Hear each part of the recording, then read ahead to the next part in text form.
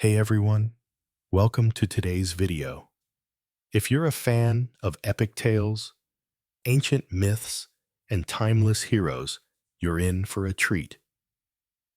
Today we're diving into the fascinating world of Odysseus, one of the greatest heroes in ancient Greek literature, and his legendary journey that has captivated readers for thousands of years. Now, you might be wondering, who exactly is Odysseus?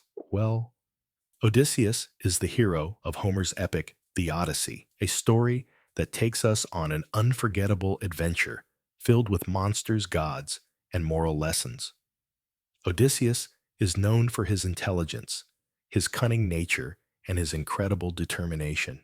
In fact, he's often considered one of the smartest and most strategic heroes in Greek mythology. But the Odyssey isn't just about Odysseus overcoming physical challenges. It's a story about a man facing life's most profound struggles.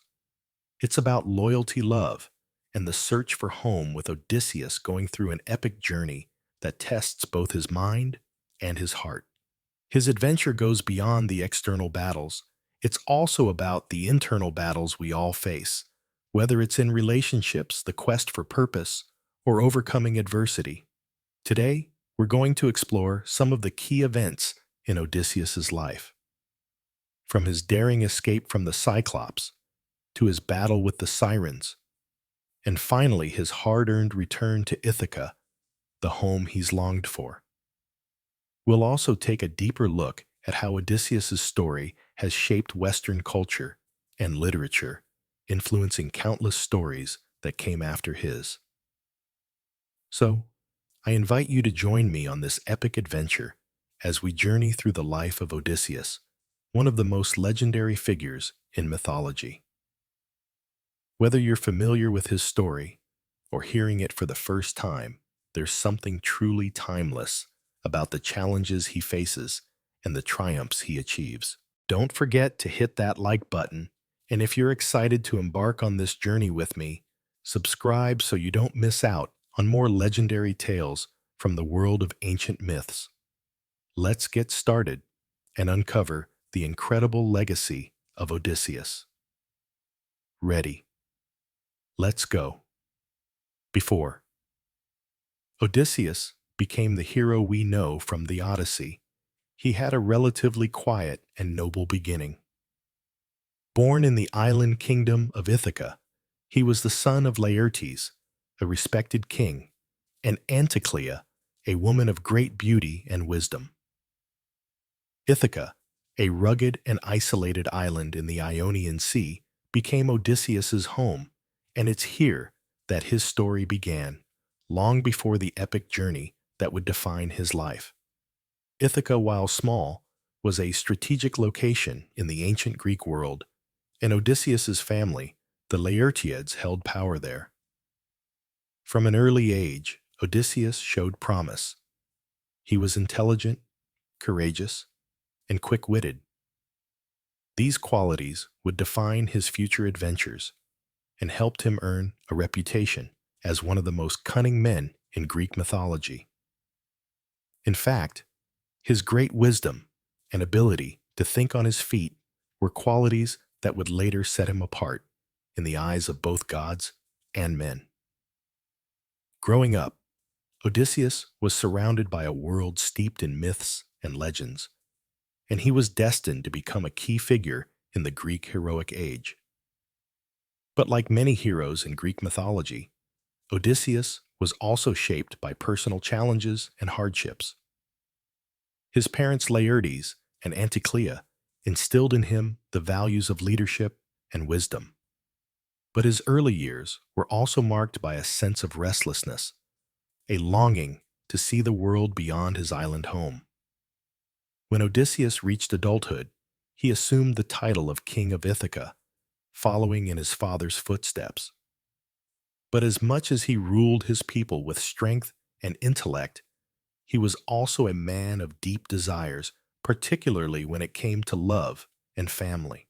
His story with Penelope, the woman who would become his wife, is one of the most famous and enduring love stories in Greek mythology. Penelope, the daughter of Icarius, was known for her beauty, intelligence, and strong character.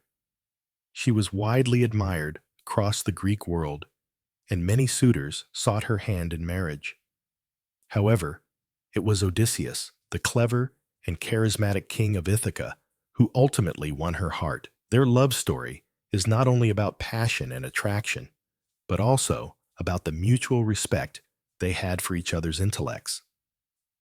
Unlike many Greek heroes who were defined by their strength or martial prowess, Odysseus's greatness was rooted in his wisdom, and Penelope was a woman who valued this quality.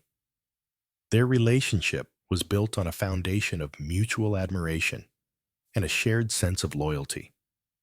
The union of Odysseus and Penelope brought forth their son, Telemachus, who would grow up to play a pivotal role in Odysseus's eventual return home after the Trojan War.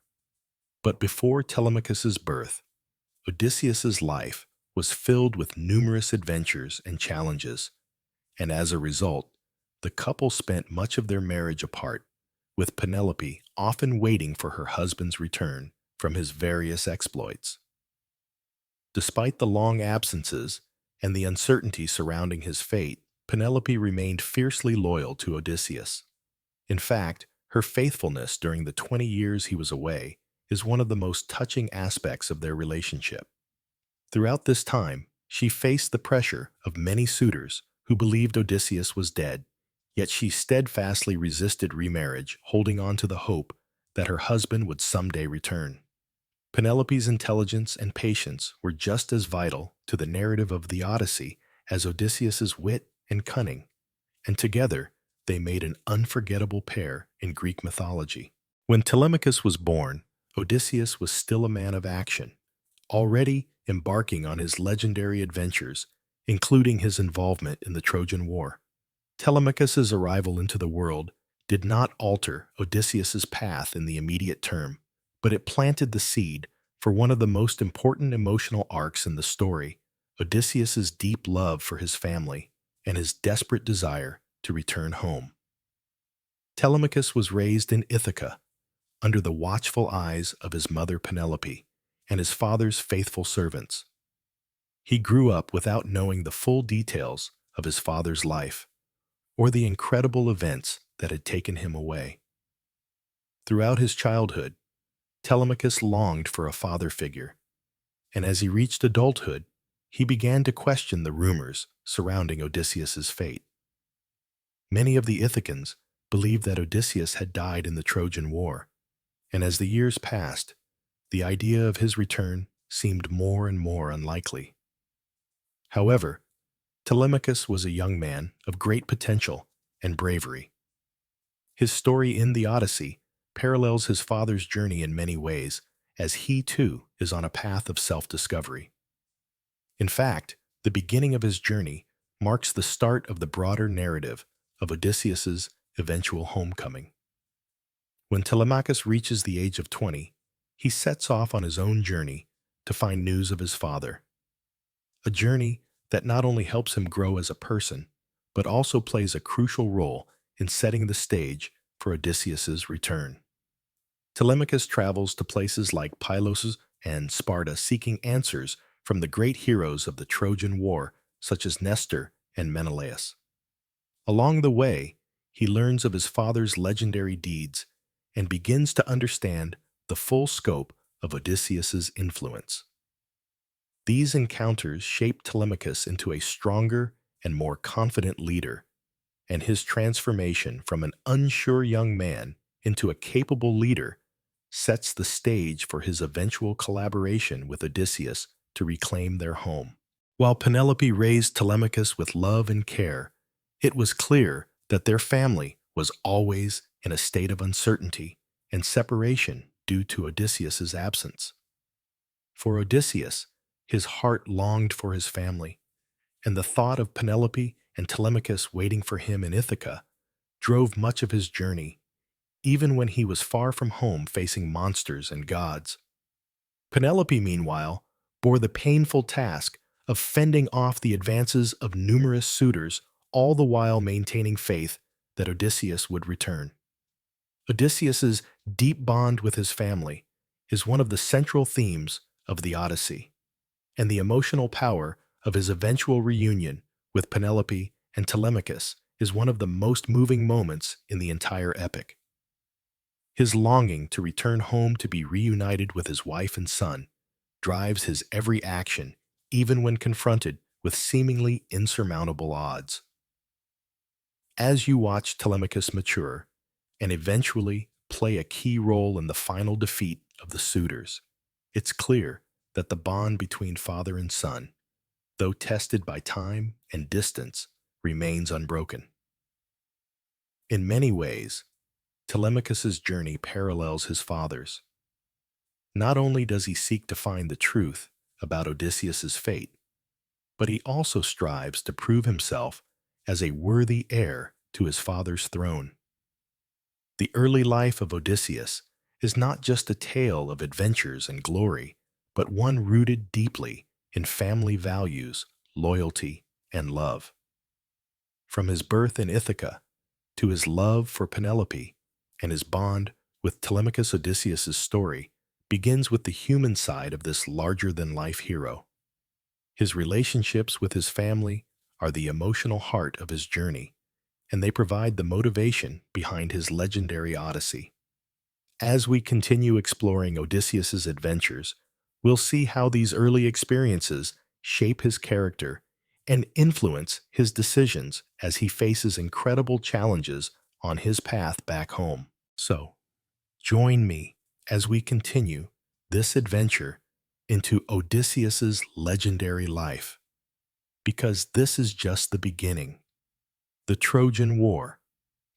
One of the most famous conflicts in Greek mythology has been immortalized through the epic tales of Homer's Iliad and, of course, the Odyssey. It was a war that lasted for 10 years and saw the clash of the greatest Greek heroes against the city of Troy. This monumental war, sparked by Paris of Troy's abduction of Helen, the most beautiful woman in the world, became a war not just for Helen, but for honor, power, and the survival of Troy itself. Among the Greek forces, Odysseus stood out not just as a warrior, but more importantly, as a strategist and diplomat. While many might remember the great Achilles or the valiant Hector of Troy, it was Odysseus's cunning and quick thinking that played an essential role in bringing about the Greek victory. His influence wasn't just on the battlefield. He used his intellect and craftiness to turn the tide of the war in the Greeks' favor in ways that few others could match. Odysseus's participation in the Trojan War was driven by loyalty to his comrades and a sense of duty, despite the fact that he would have preferred to avoid the conflict altogether. When the war first broke out, Odysseus had tried to avoid joining the fight by feigning madness, plowing his fields while pretending to be insane. However, the Greek leaders, seeing through his ruse, brought his infant son Telemachus to the field and placed him in front of Odysseus's plow, forcing him to stop and show his sanity. Reluctantly, Odysseus joined the Greek forces, and from that moment onward, he became one of their most valuable assets. During the 10 years of fighting, Odysseus proved his worth on the battlefield with his bravery, but it was his strategic mind and ability to think outside the box that earned him lasting fame. His contributions weren't always about sheer strength, but rather about using his intellect to outwit the Trojans and turn seemingly impossible situations into victories. While many aspects of the Trojan War are legendary, Achilles' rage, Hector's heroism, and the siege of Troy, one event stands out as the most brilliant and daring plan ever conceived during the war: the creation of the Trojan horse. And at the center of this extraordinary stratagem was none other than Odysseus. After 10 long years of fighting, the Greeks found themselves unable to breach the walls of Troy despite their best efforts. The Trojan defense was formidable, and the city seemed impenetrable. The Greeks were growing weary and demoralized with no clear path to victory in sight. But Odysseus, never one to give up, concocted a plan that would ultimately bring Troy to its knees. The idea of the Trojan horse was simple, yet genius. The Greeks would craft a giant wooden horse hollowed out to fit a small group of elite soldiers and offer it as a gift to the Trojans, claiming it was a symbol of their surrender and a tribute to the gods for safe passage home. The Greeks left the horse at the gates of Troy and pretended to sail away, leaving behind the horse as a sign of peace. In reality, however, the Greeks had hid their best soldiers inside the horse, including Odysseus himself. The Trojans, thinking the horse was a gift, brought it into the city as a token of their triumph. That night, as the Trojans celebrated their apparent victory, the Greek soldiers hidden within the horse emerged, sneaked out of the gates, and opened them to allow the Greek army, who had secretly returned under the cover of night, to pour into the city. The Trojans were caught completely off guard. This deceptive tactic, known as the Trojan horse, was one of the most famous military strategies in history and became a symbol of cunning and intellect over brute force.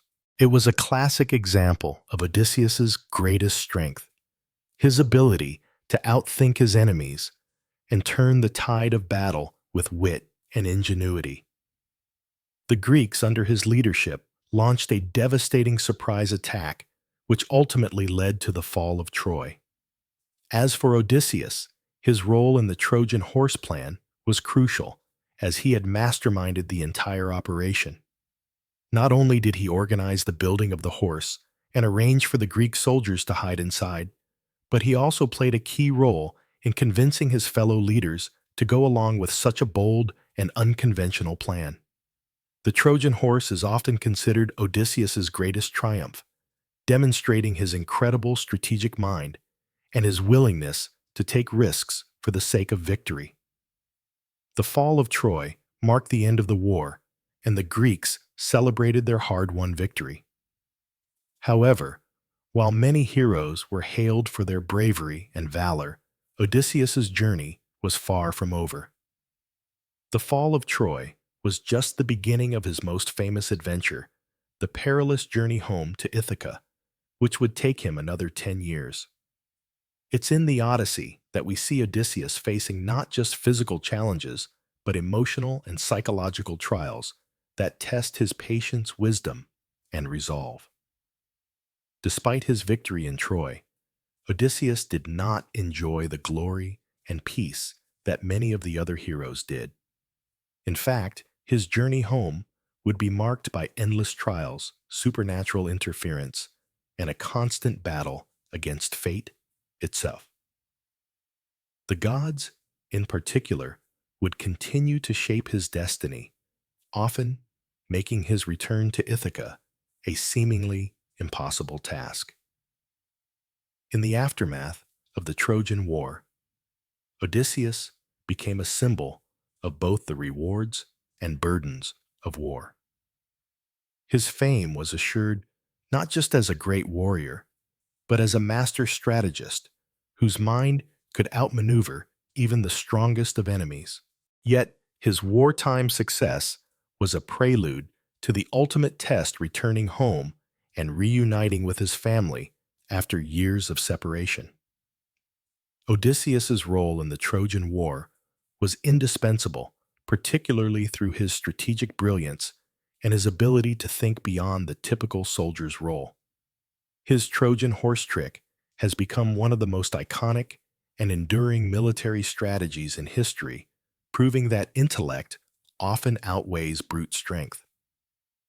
This victory cemented Odysseus's legacy as one of Greece's greatest heroes, not just for his strength in battle, but for his unparalleled mind. However, as we know, the Trojan War's end marked only the beginning of Odysseus's most personal and arduous journey, the journey home. The next chapters of his life would be filled with even more challenges and adversities, but his experiences in the war proved that Odysseus was far more than a mere warrior. He was a master of strategy, a leader, and an icon of resilience. Stay tuned as we continue Odysseus's legendary journey in the Odyssey, where his cleverness and resilience will be tested like never before, and where his greatest challenges and victories await him.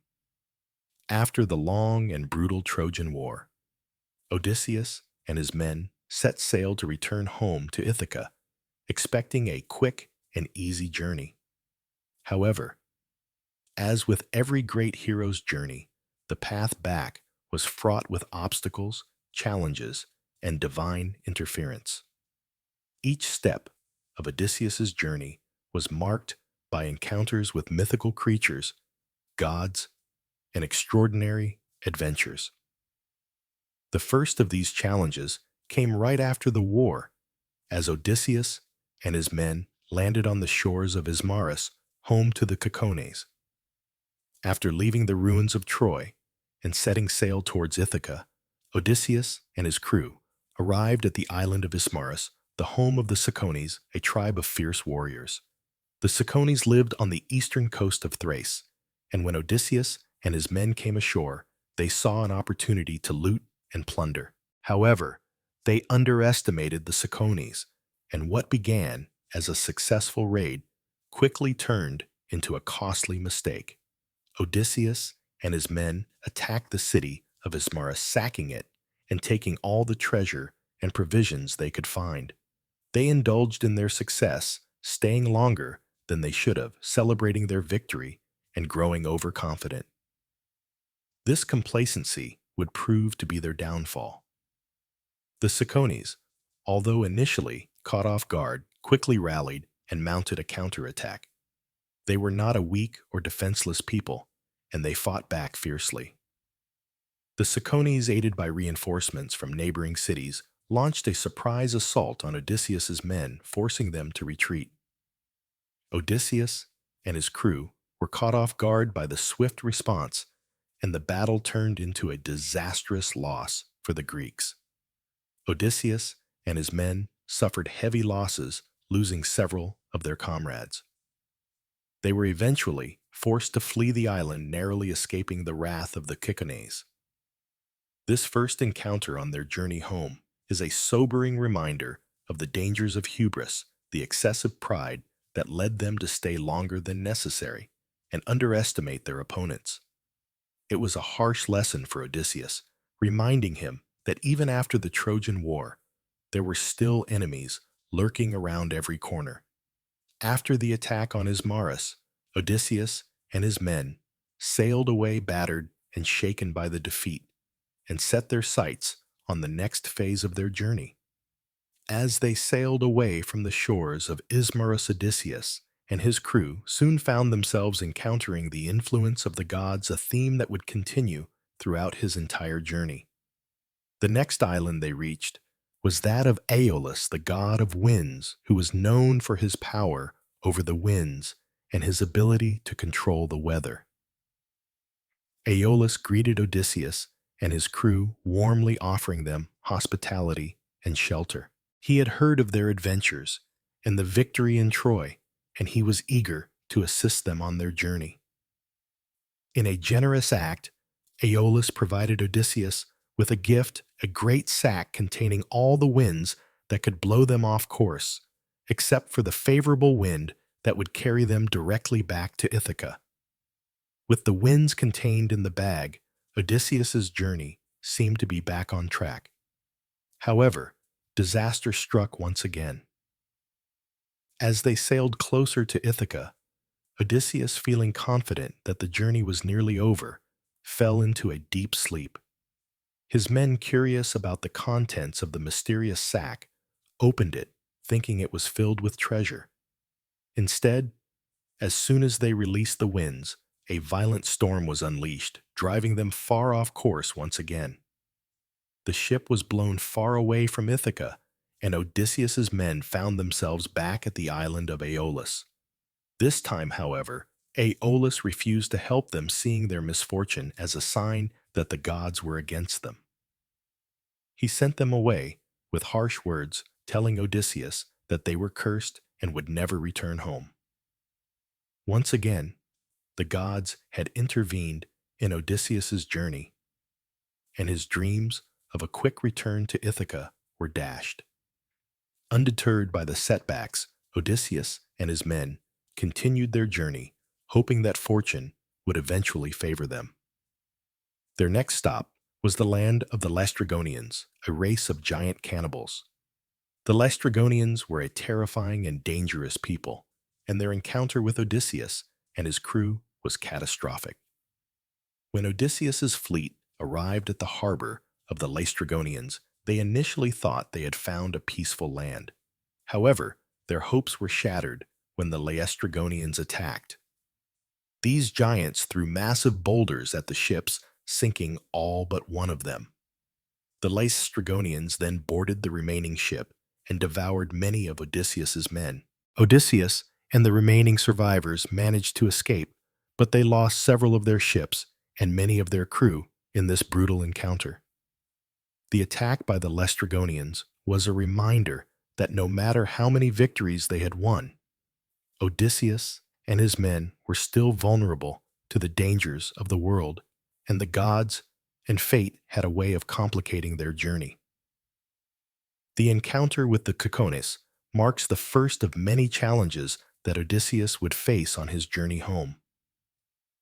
It was a harsh reminder of the unpredictable nature of their voyage and the consequences of hubris.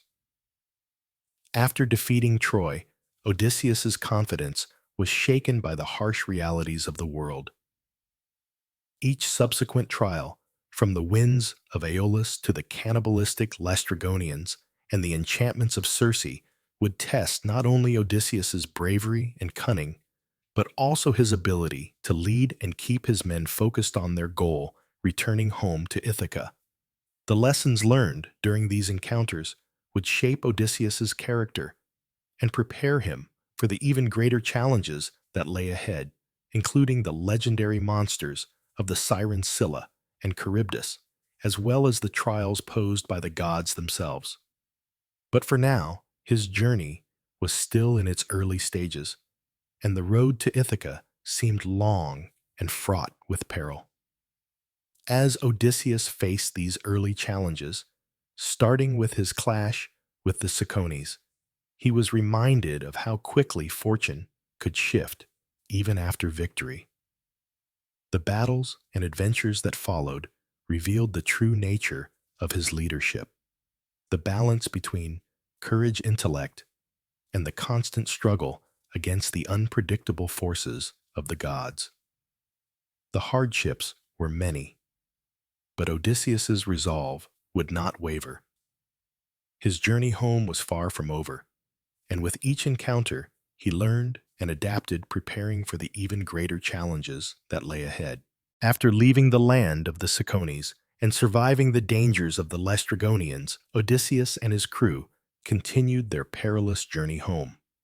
Their next stop took them to an island inhabited by the fearsome Cyclopes, a race of giant one-eyed monsters. It was here that Odysseus and his men encountered Polyphemus, the most famous of the Cyclopes. This encounter would test not only their physical endurance, but also Odysseus's most prized weapon, his cunning intellect. As Odysseus and his men approached the island of the Cyclopes, they found it to be a lush and fertile place. It was a land of abundance, but it was also isolated. The Cyclopes lived alone, without any sense of community or civilization. These giants were primitive, living in caves and relying on their strength and savagery rather than any form of social structure or teamwork. Despite the obvious dangers of the island, Odysseus, curious as ever, led his men inland, hoping to explore and perhaps find provisions.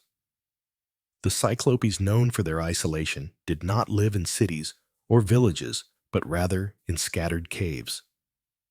Odysseus, ever the adventurer, decided to visit one of these caves, hoping to find hospitality and food. What Odysseus did not know was that the Cyclopes were not like the peaceful inhabitants of the other islands they had visited. They were a savage and untamed race, and their brutal nature would soon reveal itself in the most terrifying way. As Odysseus and his men made their way into one of the caves, they discovered that it belonged to Polyphemus, the son of Poseidon, the god of the sea. Polyphemus was a massive creature towering over the men with his single piercing eye in the center of his forehead. Despite his terrifying appearance, the Cyclops did not initially seem hostile. He greeted Odysseus and his crew, though his manner was not one of warmth or hospitality. Polyphemus, however, was far from the kindly host they hoped for. When Odysseus introduced himself and asked for food and shelter, the Cyclops responded with brutal indifference. Instead of offering them anything, Polyphemus grabbed two of Odysseus's men and devoured them right in front of the rest of the crew. Odysseus and his men were horrified by the monster's savagery, but they were trapped in the cave, unable to escape. As the Cyclops continued to consume the crew members, Odysseus quickly realized that they had to think of a way to escape. Polyphemus's size and strength made him nearly unbeatable in direct combat, and it was clear that the only way to survive was to outwit him. This moment marked a crucial point in the journey where brute force would not suffice, and Odysseus's strategic mind would be tested to its limits. Odysseus knew that they had to somehow incapacitate Polyphemus to escape. He realized that the Cyclops' weakness lay not in his physical power, but in his ignorance and his lack of intelligence. Unlike the gods or other creatures Odysseus had encountered, Polyphemus was not particularly clever or strategic, and that gave Odysseus an opening. The first part of his plan involved offering the Cyclops a gift, a form of deception to gain his trust.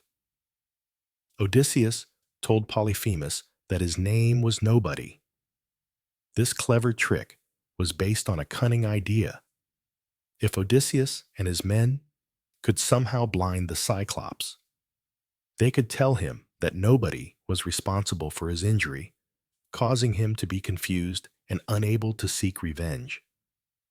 The next step of the plan involved getting Polyphemus drunk. Odysseus, known for his wit and resourcefulness, offered the Cyclops wine, a special wine that he had brought with him. Polyphemus, who had never tasted anything like it before, quickly drank more and more until he fell into a drunken stupor. At this point, Odysseus's men prepared the next phase of their escape.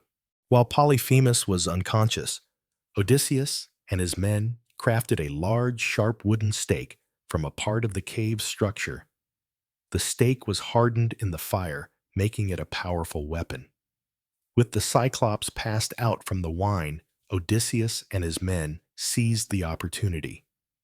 They approached Polyphemus while he slept, using the massive stake to blind him by driving it directly into his single eye. Polyphemus screamed in agony, waking up and thrashing around in pain. As he screamed, he shouted for help, calling out to his fellow Cyclopes. But when they arrived at his cave and asked who was attacking him, Polyphemus could only say that nobody was hurting him. This created confusion among the other Cyclopes, who left believing that Polyphemus was simply suffering from some strange ailment. This was Odysseus's chance. By using his trickery and cunning, he had managed to blind the Cyclops, leaving him vulnerable and confused. Polyphemus could not understand what had happened to him, and his response was to retreat to the cave in anguish, making it easier for Odysseus and his men to escape. While Polyphemus was incapacitated, the escape plan wasn't over yet. The Cyclops was still blocking the entrance to the cave, and without an exit, Odysseus and his men would remain trapped. The next part of the plan required them to use Polyphemus's own ignorance against him.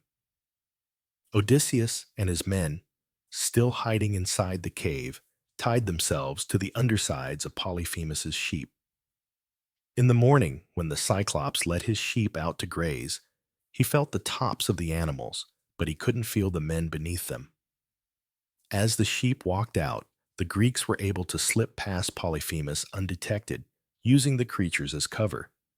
As they made their way to safety, Odysseus couldn't resist taunting the blind Cyclops one last time. From a safe distance, he shouted, revealing his true identity and telling Polyphemus that he was Odysseus, the very man who had blinded him. Polyphemus, enraged by this final insult, hurled massive boulders at the escaping ship, but the Greeks were already out of his reach. Although Odysseus's cunning plan had worked, and he had successfully escaped from the clutches of Polyphemus, the consequences of his actions would not go unnoticed. As it turned out, Polyphemus was the son of Poseidon, the god of the sea, and Odysseus's taunting words had drawn the wrath of the gods. Polyphemus, now aware of who had blinded him, cursed Odysseus and called upon his father, Poseidon, to make sure that Odysseus would never return home to Ithaca. This curse would have devastating effects on Odysseus's journey, prolonging his return home and setting the stage for more trials and tribulations. Despite the victory, Odysseus's arrogance and desire for personal glory had sealed his fate, and Poseidon's wrath would haunt him for the remainder of his Odyssey. The encounter with Polyphemus the Cyclops was one of the most dangerous and pivotal moments of Odysseus's journey. It showcased his intelligence, resourcefulness, and leadership, as well as his ability to think on his feet in the face of seemingly insurmountable odds. However, this victory came with a heavy price, as Odysseus's taunting of Polyphemus led to a curse from Poseidon that would make his journey home even more difficult. This episode not only demonstrates the value of wit over strength, but also foreshadows the continued interference of the gods in Odysseus's fate. The lesson here is clear. While Odysseus's mind and strategy often save him, his hubris and desire for personal glory can lead to dire consequences. The road home would not be easy, and Odysseus would face many more challenges before he could finally return to Ithaca. Stay with me as we continue Odysseus's epic adventure, where more gods, monsters, and trials await. After narrowly escaping the clutches of Polyphemus, Odysseus and his men continued their treacherous journey home. However, their next encounter would take them to an island that posed a different kind of danger: Circe, the powerful sorceress. Known for her ability to turn men into animals, and her mysterious magic, Circe's Island would become a crucial part of Odysseus's Odyssey. It was here that Odysseus and his men faced not only magical transformation, but also a test of leadership, cunning, and patience. This episode would also serve as a turning point, as Odysseus, with the help of the god Hermes, would find a way to break Circe's spell and gain her assistance on his journey. Odysseus and his crew arrived on the island of Aeaea, a lush and mysterious land where the enchantress Circe resided. At first glance, the island seemed peaceful and beautiful, with fertile landscapes, abundant food, and shelter. However, appearances can be deceiving, especially in the world of Greek mythology, where even the most serene places can conceal deadly traps. When they first landed on the island, Odysseus sent a group of his men to explore and search for provisions. These men came across Circe's magnificent palace, and eager for rest and food entered the building. Circe welcomed them, offering them a meal and drinks. However, this hospitality quickly turned dark. Once they drank from her enchanted cup, Circe used her powerful magic to transform the men into pigs. They became mindless, squealing animals, trapped in the palace by her enchantments. When the rest of Odysseus's crew realized that their comrades had not returned. They set off to search for them. They eventually found the palace of Circe and witnessed the horrible transformation. Odysseus was faced with a choice to act swiftly or risk losing even more of his men. But this was not just a situation requiring courage. It required strategy, intellect, and divine intervention. As Odysseus prepared to confront Circe, he encountered the god Hermes, who appeared to him on the island. Hermes, the messenger god and the patron of travelers, knew exactly what Odysseus was about to face. He revealed to Odysseus that Circe would try to enchant him, just as she had done with his men. To protect himself, Hermes gave Odysseus a magical herb called moly, which would make him immune to Circe's spells. Hermes warned Odysseus that Circe would attempt to charm him with her beauty and her offer of a drink, but he advised Odysseus to resist the magic and remain strong. The moly would act as a shield against her powers, and it was Odysseus's only hope of breaking her spell. With this divine gift, Odysseus approached Circe's palace with renewed determination. As he entered, Circe welcomed him as she had done with his men, offering him a drink laced with magic. But Odysseus, protected by moly, drank the potion without falling under her spell. Circe was astonished by his resilience, and realizing that he was immune to her magic, she attempted to charm him through her words and actions. Circe, now impressed by Odysseus's resistance to her magic, realized that this was no ordinary man. She had never encountered anyone who could withstand her power. Instead of continuing to resist him, Circe saw an opportunity to engage him in a different way. She invited Odysseus to stay with her on the island, offering him food, wine, and shelter, promising that she would undo the curse she had placed on his men. Odysseus, however, was cautious. He knew that this woman was no ordinary mortal. Her beauty and charm could easily sway him, but he had learned from his past encounters that appearances could be deceiving. Rather than trust her immediately, Odysseus demanded that Circe release his men from their animal forms. Instead of being offended, Circe complied. With a simple wave of her hand, the enchantress lifted the spell, transforming Odysseus's men back into their human forms.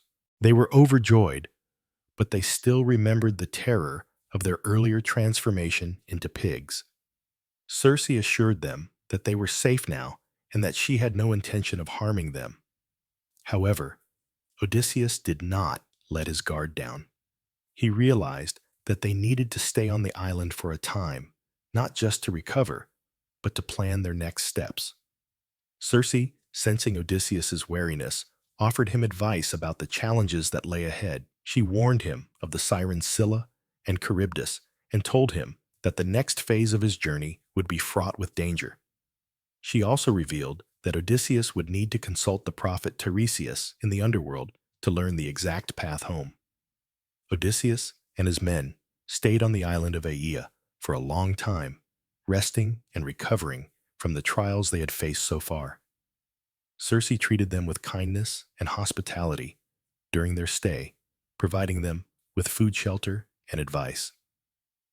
It was here that they rested and prepared for the next stage of their journey. Circe, though a sorceress with a dark history, became an invaluable ally to Odysseus, offering him the guidance he needed to continue his perilous voyage. During their time on Aea, Circe also encouraged Odysseus to visit the underworld to seek out Tiresias, the blind prophet, who would give him the crucial information on how to return to Ithaca safely. She warned him, however, that the journey would not be easy, and that Tiresias's advice would not be without its price. Despite the comfort and safety Circe offered, Odysseus knew that his ultimate goal was still far from reach, and the time had come to move forward. Before Odysseus and his men left the island, Circe gave them a final piece of advice she told Odysseus to make sure that none of his men ate the cattle of the sun god Helios when they reached his island. If they did, it would be the end of their journey, as the gods would punish them. Circe's warning would haunt Odysseus, for he would face this very temptation later on, with devastating consequences. With her guidance, Odysseus and his men set sail once more, ready to face the next set of challenges. They left Circe's island with the knowledge they needed to survive the dangers ahead, but the trials were far from over. The encounter with Circe marked a pivotal moment in Odysseus's journey. It was a test not just of his physical strength, but of his ability to think strategically, rely on divine help, and make wise decisions in the face of danger. Though Circe was a dangerous sorceress, Odysseus's resilience, aided by Hermes' magic, allowed him to overcome her enchantments and save his men. Circe's guidance and the rest they found on her island helped prepare them for the more challenging trials ahead. Yet her advice also foreshadowed the difficult decisions Odysseus would have to make as he continued his journey. The island of Aea was a momentary sanctuary, but it also reminded Odysseus that his road to Ithaca was far from easy, and that even in moments of rest and respite, the gods' will and fate would continue to play a central role in his destiny. As Odysseus and his crew set sail once again, they did so with new wisdom and a renewed sense of purpose, though they still had many more trials to face before they could finally return home. Odysseus continued his arduous journey back to Ithaca. The trials he faced became more and more complex. His next challenge led him into the realm of the dead, the underworld, where he would seek crucial guidance from Tiresias, a blind prophet whose wisdom would be key to navigating the dangers ahead. Circe, the sorceress, had warned Odysseus that this journey would be vital if he were to safely return home, and that he must speak with Tiresias to understand the obstacles that lay before him.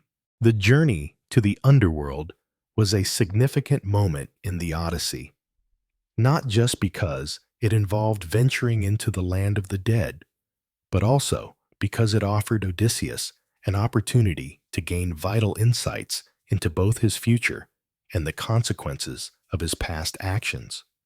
It was here that he encountered spirits of the dead, including those of former heroes' loved ones and even his own mother, all of whom provided guidance, warnings, and emotional revelations.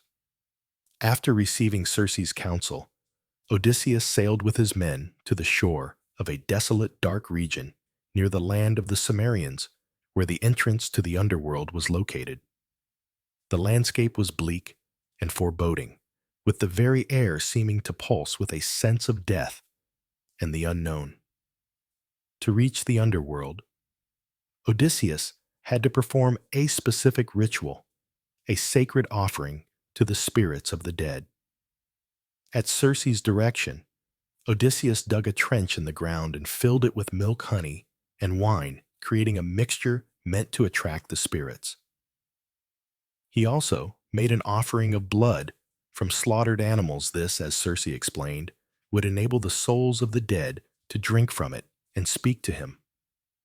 The ritual was not one to be taken lightly, as it required a specific type of respect and reverence for the dead.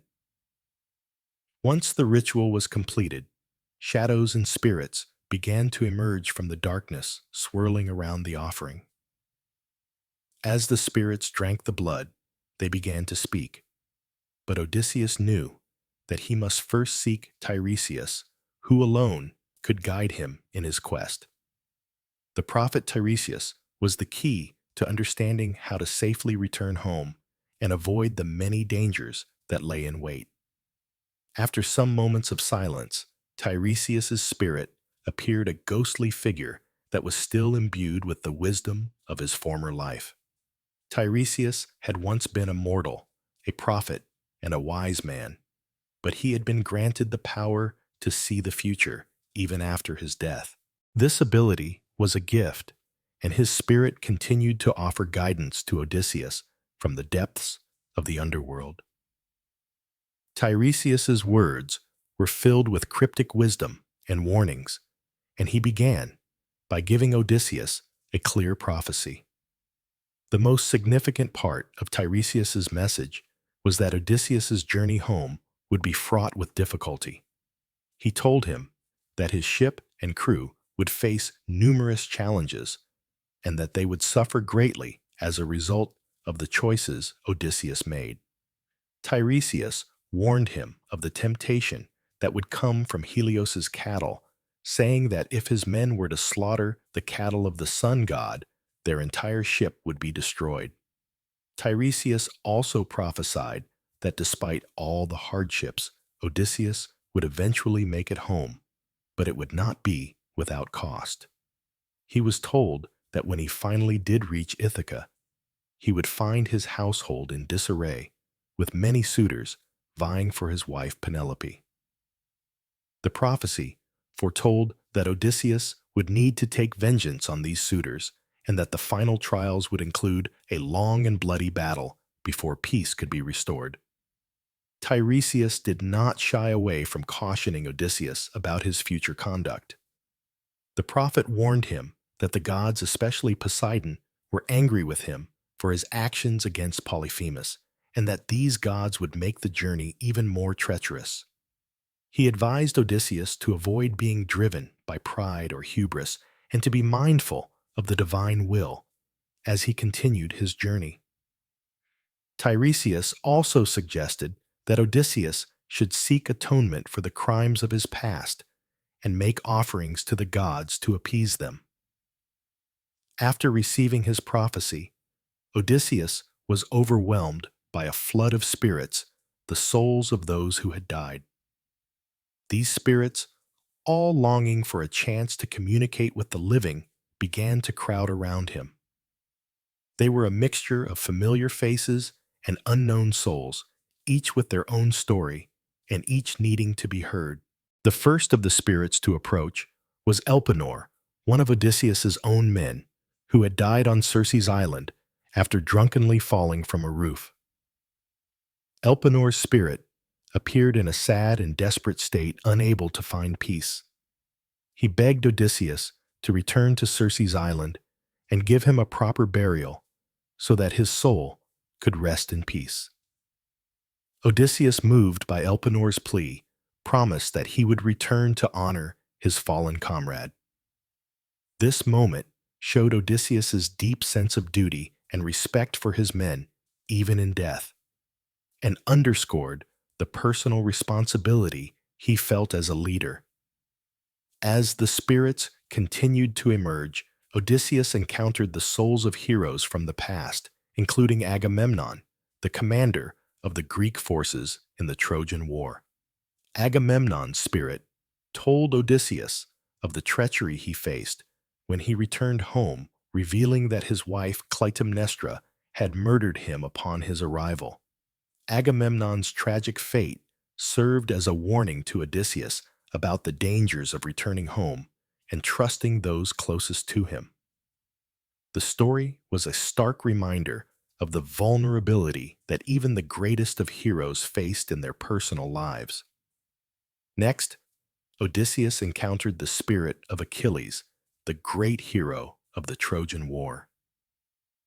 Unlike Agamemnon, Achilles' spirit spoke with pride about his legacy in battle, but he also expressed sorrow for the fact that he was dead and that his heroic deeds were all he had to show for his life. Achilles told Odysseus that he would rather be alive and a humble servant than dead and famous. This powerful moment highlighted the cost of heroism and the ultimate futility of glory in the face of death.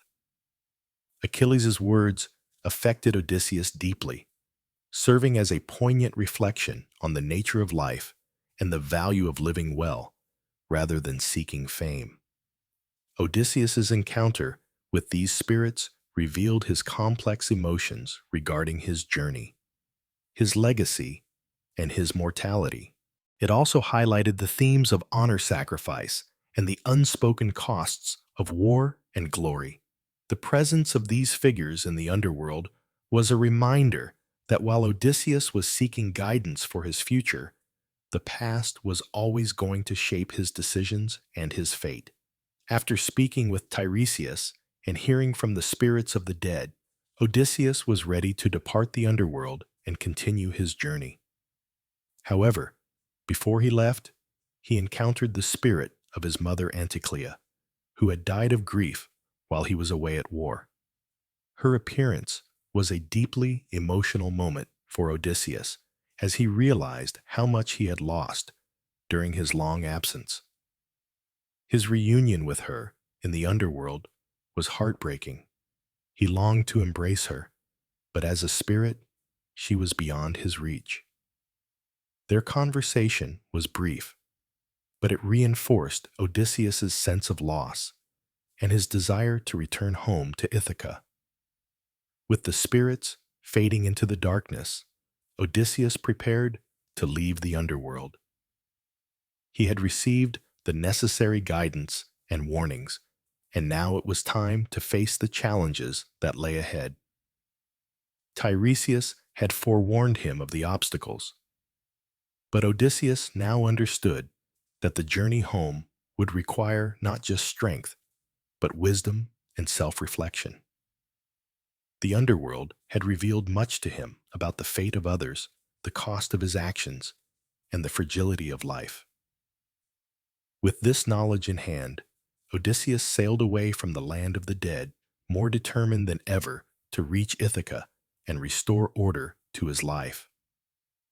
Odysseus's journey to the underworld was one of the most significant moments in his Odyssey. It marked a pivotal turning point where he not only sought answers about his future, but also confronted the truths of his past. The guidance of Tiresias and his encounters with the spirits of the dead brought him clarity about the trials ahead, and the personal revelations about his family friends and his own mortality gave him the emotional strength to continue. The underworld was a place where Odysseus confronted his deepest fears and regrets. But it was also a place that offered crucial insights into how he might succeed in his journey. As Odysseus left the underworld, he carried with him the weight of these encounters, an understanding of the challenges he would face, and a deeper appreciation for life and its fleeting nature. His next steps would bring him closer to Ithaca, but he still had many obstacles to overcome before he could finally return home. Stay with me as we continue the legendary journey of Odysseus, where fate, the gods, and his own choices will continue to shape his destiny. After his journey to the underworld and receiving the prophetic guidance from Tiresias, Odysseus knew that his quest to return home to Ithaca was far from over.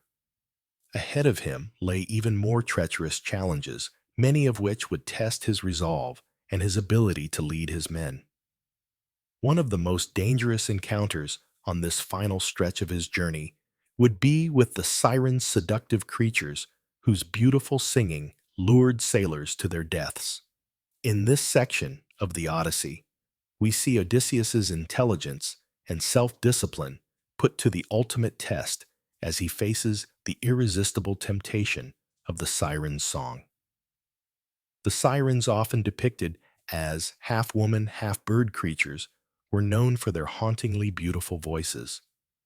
Their songs promised to reveal the secrets of the world, and they were famous for luring sailors to their doom by captivating them with their melodies.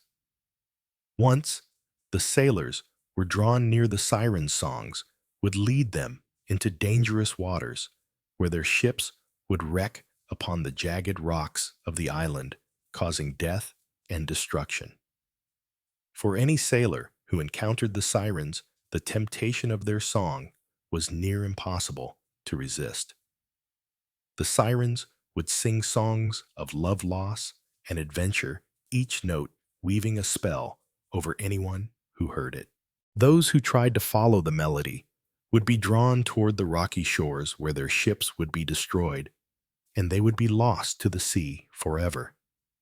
As Odysseus and his men sailed toward the island of the Sirens, they were well aware of the danger that lay ahead.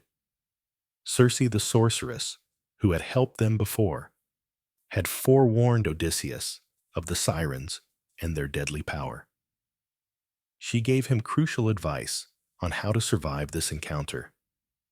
But it would require Odysseus to use all of his wisdom and foresight. Before reaching the island of the Sirens, Circe had provided Odysseus with an essential piece of guidance. You must resist their song at all costs. She told him that only those who were prepared would survive the encounter. Circe gave Odysseus a clear strategy.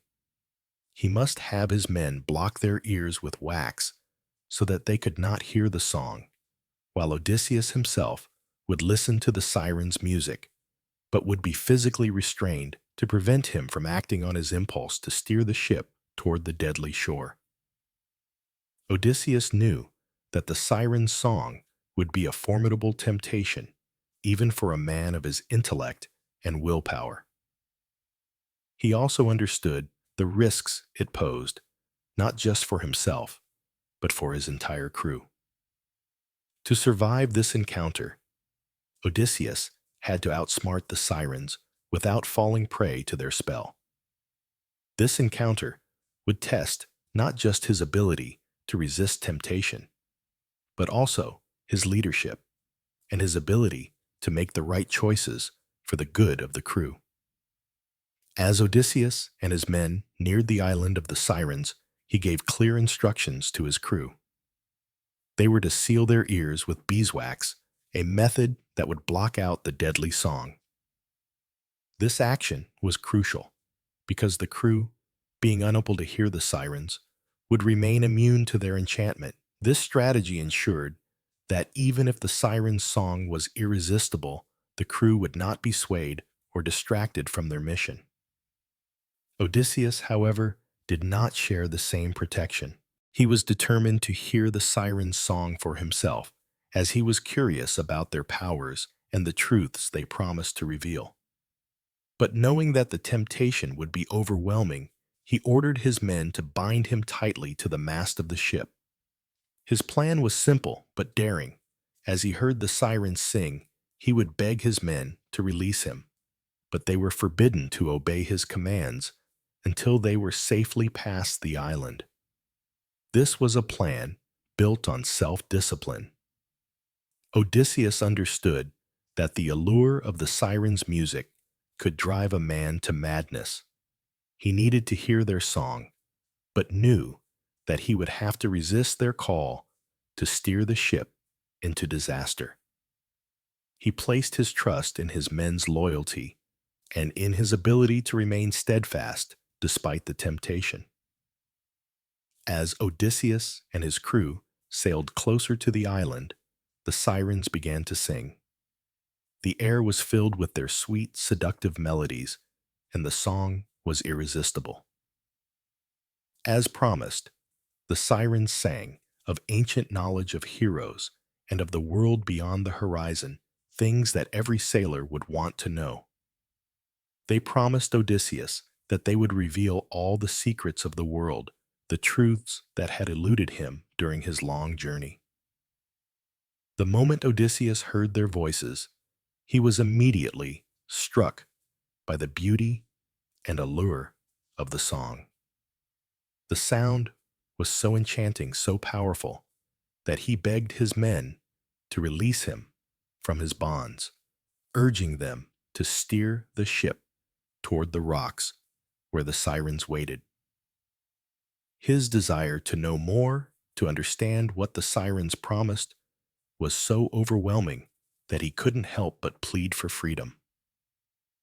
But his men, who had been instructed not to listen to his commands during this time, followed their orders and ignored Odysseus's pleas. They rode on, driven by their determination to survive. The wax in their ears kept them safe from the sirens' music, while Odysseus, tied to the mast, was forced to endure the full brunt of the enchantment. Despite the torture of hearing the Sirens' song, Odysseus remained bound and helpless, unable to act on his impulse to steer the ship toward disaster. He struggled against his restraints, but it was in vain. His men rowed tirelessly, pushing the ship farther from the island, and slowly the Sirens' voices began to fade. As the ship sailed farther from the island, the song of the Sirens grew quieter and quieter. Odysseus, exhausted from his futile struggles, realized that he had survived the encounter. He had resisted the temptation, and thanks to the loyalty and discipline of his men, they had successfully passed through the dangerous waters. The ship was now safe, and the Sirens' deadly allure was behind them. This episode marked a critical moment in Odysseus's journey. It wasn't a physical battle he had won, but a battle of willpower and self-control. Odysseus, though tempted by the Sirens' song, had recognized the danger of his own desires and had acted with wisdom to prevent disaster. His ability to maintain his self-discipline, even in the face of overwhelming temptation, demonstrated his growth as both a leader and a man. The encounter with the Sirens also highlighted the importance of trust and collaboration. Odysseus's success was not only due to his own strength of character, but also the loyalty of his men, who followed his orders and ensured that they remained on course. This mutual trust and respect between Odysseus and his crew were essential for overcoming the Sirens' deadly song. The encounter with the Sirens is often seen as symbolic of the human struggle against temptation and the desire for forbidden knowledge. The Sirens represent seductive allure, drawing Odysseus and his crew into danger with promises of knowledge and pleasure. However, the encounter also speaks to the larger theme of self-control in the face of dangerous desires. For Odysseus, the Sirens' song was a powerful reminder of his curiosity and his thirst for knowledge. But it also showed his awareness of the limits of human desire. By resisting the Sirens' call, Odysseus demonstrated that he understood the value of restraint and that he could prioritize the safety of his crew and the completion of his journey over personal curiosity. The encounter with the Sirens was a defining moment in Odysseus's Odyssey, a test of discipline, leadership, and wisdom. It was a moment where Odysseus showed his ability to outsmart temptation and remain focused on his goal, returning home to Ithaca. The Sirens' song was seductive and powerful, but Odysseus's ability to remain restrained with the help of his loyal men allowed him to overcome the threat. As Odysseus sailed further from the island of the Sirens, he knew that the journey home was still fraught with danger. But for the moment, he had survived one of his greatest temptations, and his continued survival would depend on his ability to face the remaining trials with the same wisdom, determination, and self-control that had carried him through this encounter. The Sirens represent one of the many challenges that Odysseus must overcome on his journey home, but they also serve as a reflection on the nature of desire and the strength required to resist it. With each challenge, Odysseus's character is tested, and his ability to learn from these encounters brings him closer to his ultimate goal, returning to Ithaca and reclaiming his place as king. After surviving the perilous encounter with the Sirens, Odysseus and his men sailed onward, but their journey was far from over. Ahead of them lay one of the most dreaded challenges of all, the narrow strait between two monstrous creatures, Scylla and Charybdis. These creatures, each terrifying in its own right, would test Odysseus's leadership and decision-making skills to their limits. This episode is one of the most iconic and morally complex moments in the Odyssey, as it forces Odysseus to make a heartbreaking decision to sacrifice some of his men in order to save the rest. The strait between Scylla and Charybdis was a treacherous passage that no sailor would dare to navigate without fear. On one side of the strait lurked Scylla, a monstrous six-headed creature with rows of razor-sharp teeth, capable of snatching men off the ship and devouring them whole. On the other side was Charybdis, a massive whirlpool capable of swallowing entire ships and everything in its vicinity, only to spit them out later in a violent destructive surge. Circe had already warned Odysseus of the danger posed by these two monsters, advising him that he would have to pass through the strait carefully. She told him that Scylla was the lesser of the two evils, as the whirlpool of Charybdis would guarantee the complete loss of the ship and crew. In contrast, Scylla might take only a few men, but they would still be able to continue their journey. Despite knowing the risks, Odysseus's ship had no choice but to navigate through the strait. To avoid Charybdis meant coming closer to Scylla, and to pass Scylla meant risking the violent pull of Charybdis. Both choices seemed equally grim, and Odysseus, as the leader, would have to make the call. As Odysseus approached the strait, he could hear the howls of Scylla as she waited hungrily for her prey. The creature was perched high on a rock, her 12 tentacle-like feet waving in the air. Her 6 heads, each with 3 rows of teeth, could reach down and snatch any sailor who ventured too close. When Odysseus and his men sailed past the rock on which Scylla dwelled, the monster struck with terrifying speed. Her head shot out of the water, each one grabbing a sailor and pulling him into her mouth before swallowing him whole.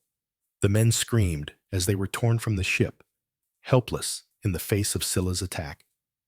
The horror of watching their comrades being devoured by the creature was a deep blow to the morale of Odysseus and his men. In this moment, Odysseus was forced to witness the destruction of his crew, helpless to stop it. The monster's speed and ferocity made it impossible to fight back. Yet, as heart-wrenching as it was to lose those men, Odysseus understood that this was a sacrifice he had to make to ensure the survival of the rest of the crew. In total, 6 of Odysseus's men were taken by Scylla, 1 for each of her 6 heads. Each death was brutal and quick, and Odysseus could do nothing but watch as his loyal companions were lost to the monster. As if the loss of 6 men wasn't enough, Odysseus's ship was now dangerously close to the other peril, Charybdis, the massive whirlpool that threatened to pull the entire ship and its crew into the depths of the ocean.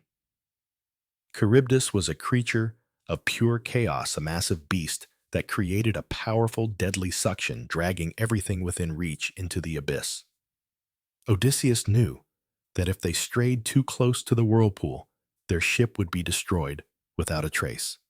The ship was already dangerously close to Charybdis's vortex, and the pressure of the water intensified as the ship was pulled toward the center of the whirlpool. The swirling current seemed unstoppable, and for a moment it seemed as though all hope was lost. In this critical moment, Odysseus had to make another life-or-death decision. The only chance for survival was to sail as close to Scylla as possible, avoiding the deadly pull of Charybdis. However, this meant that more men would be lost to Scylla. It was a heart-wrenching decision to face the possibility of losing a few men to Scylla's hunger, or to risk everything by steering the ship closer to Charybdis and possibly losing them all. Ultimately, Odysseus chose the lesser of two evils. He decided to sail closer to Scylla, accepting that the monster would claim 6 men in exchange for the survival of the ship and the rest of the crew.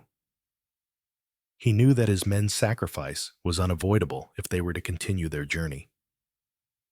As the ship passed Scylla's lair, the monster struck, grabbing 6 more of Odysseus's men.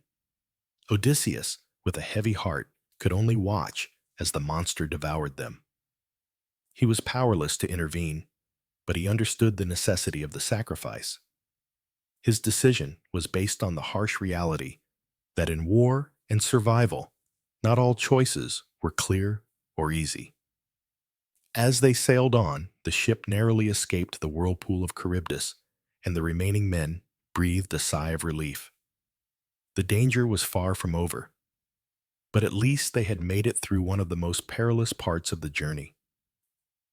The loss of his men weighed heavily on Odysseus, but he also knew that the road ahead was still fraught with danger, and he would have to continue making difficult decisions to ensure their survival. The encounter with Scylla and Charybdis is one of the most symbolic moments in Odysseus's journey. It represents the agonizing decisions that leaders must make where there are no perfect outcomes and where sacrifices are sometimes necessary for the greater good. Odysseus's choice to sail closer to Scylla, knowing that it would cost him some of his crew, demonstrates the complex nature of leadership in times of crisis. His decision reflects the difficult realities of war survival and the price of leadership. The two monsters themselves, Scylla and Charybdis, serve as metaphors for the dangers of excess and extremes. Charybdis represents chaos and destruction, a force that indiscriminately consumes everything in its path, while Scylla embodies the threat of losing control to external forces where even the strongest cannot resist. These two creatures reflect the delicate balance between risk and survival that Odysseus must navigate throughout his journey. The story of Scylla and Charybdis also serves as a moral lesson. Even the greatest heroes must make difficult choices, often with grave consequences, and their success depends on their ability to weigh these choices wisely. Odysseus's leadership is tested here, and although his decision results in the loss of life, it ultimately allows him and the remaining men to continue their journey toward Ithaca. The encounter with Scylla and Charybdis was a turning point in Odysseus's journey, a test of his wisdom, courage, and leadership. It forced him to confront the harsh reality of survival, where sacrifices were inevitable and difficult decisions were necessary. The loss of his men to Scylla was devastating, but Odysseus's decision to continue forward demonstrated his resolve to return home no matter the cost. As Odysseus and his remaining crew sailed on, they were forever changed by the experiences and choices they faced at the Strait of Scylla and Charybdis. The journey ahead would still be perilous, but Odysseus's experience with these two monstrous creatures solidified his understanding of sacrifice and the importance of choosing wisely in the face of impossible odds.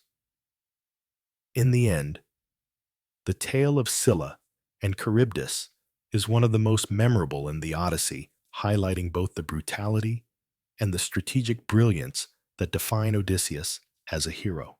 The loss of life, the decisions he was forced to make, and the symbolism of the monsters themselves serve as a powerful reminder of the challenges that lie in wait for those who dare to venture into the unknown. After narrowly escaping the terrifying monsters, Scylla and Charybdis, Odysseus and his men sailed onward, their resolve tested but not broken. The gods, however, were far from finished with him. As they continued on their perilous journey home to Ithaca, they reached the island of Helios, the sun god.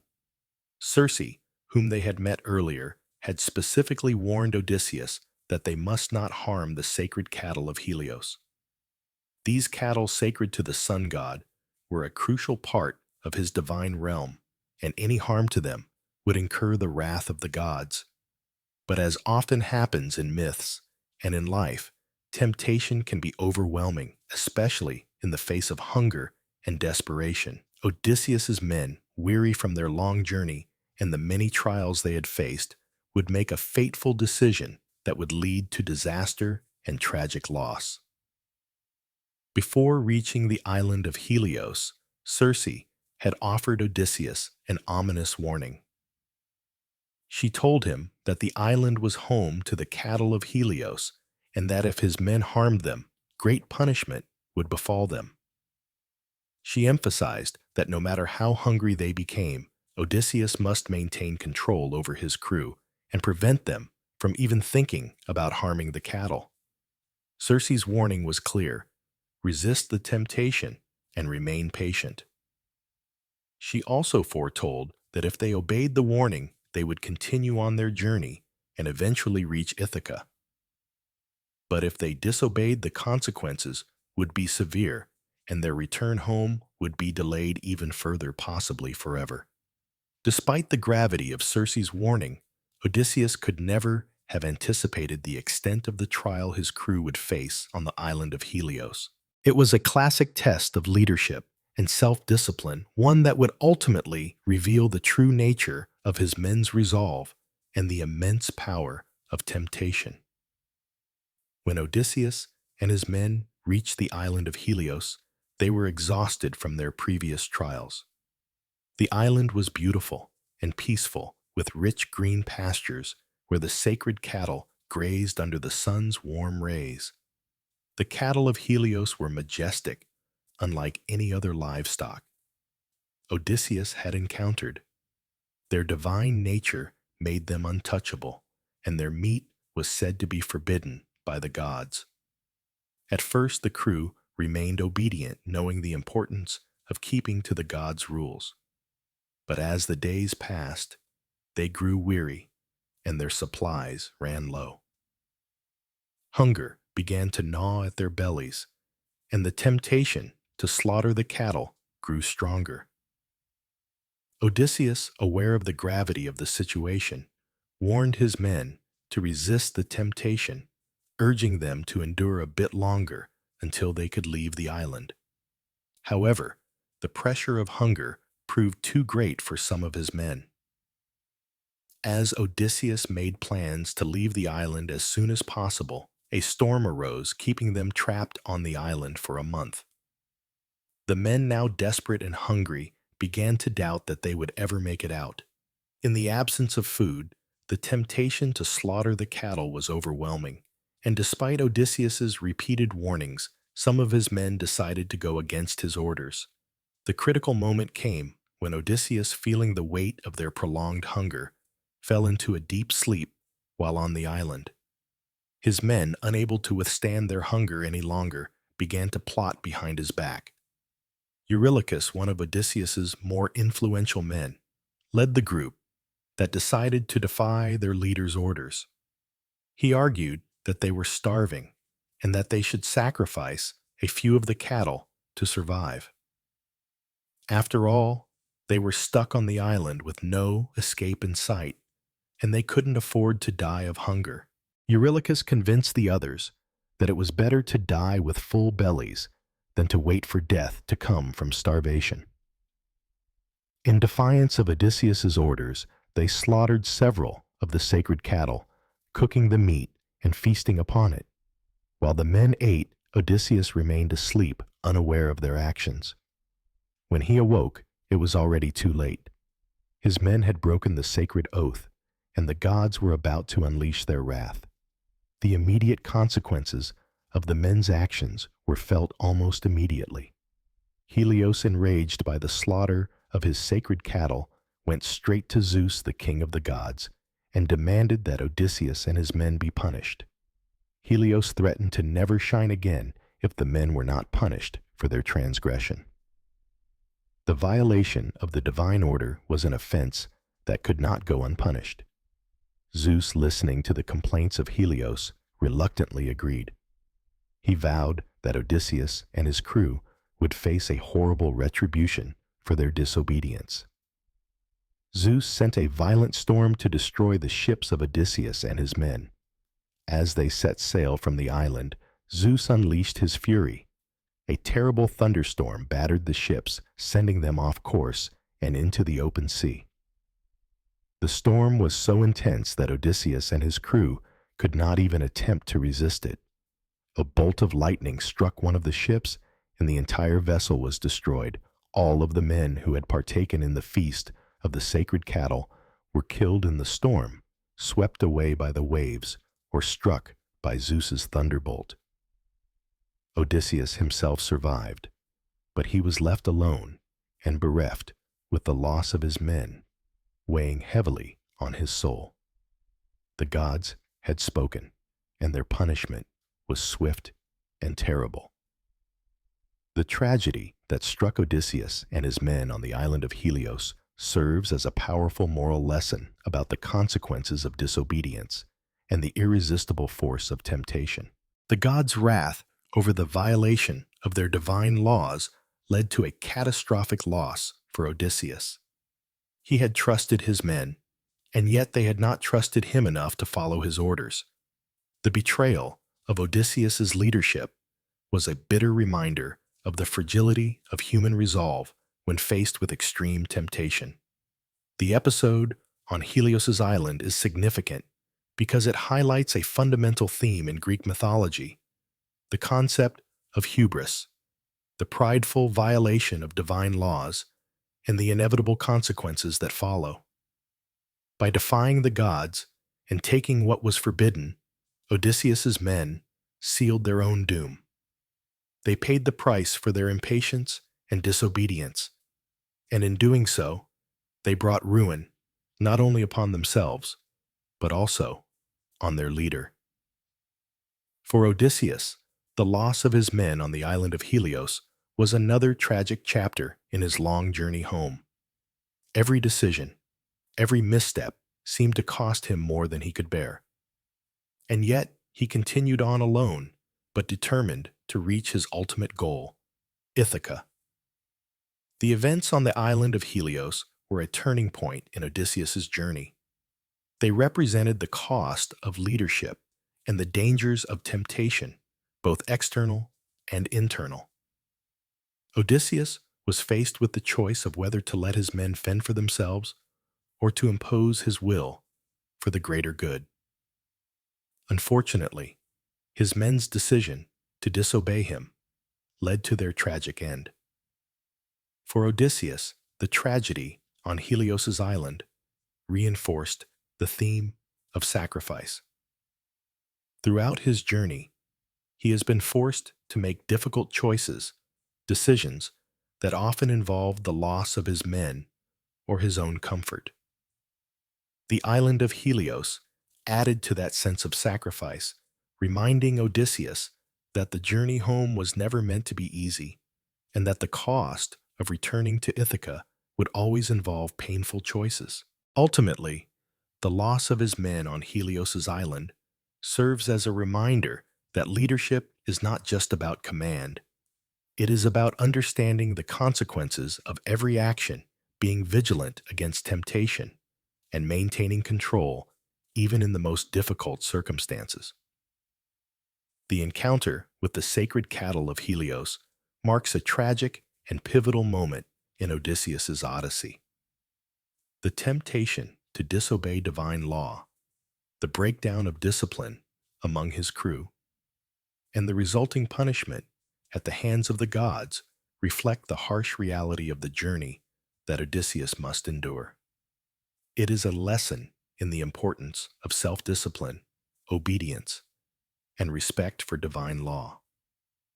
As Odysseus sailed onward, the consequences of his men's actions haunted him, yet he pressed forward, knowing that the ultimate goal of returning home to Ithaca was still within reach despite the immense cost. After 10 long years of hardship, struggle, and loss, Odysseus finally nears the shores of Ithaca, his long-awaited home. His journey, filled with monsters, gods' temptations, and personal sacrifice, has finally led him to the place he most desperately wanted to return to. However, Ithaca is not the peaceful haven he expected. It has been overrun by suitors who are seeking the hand of Penelope, his beloved wife, and are consuming his wealth, his food, and his resources in the belief that Odysseus is lost forever.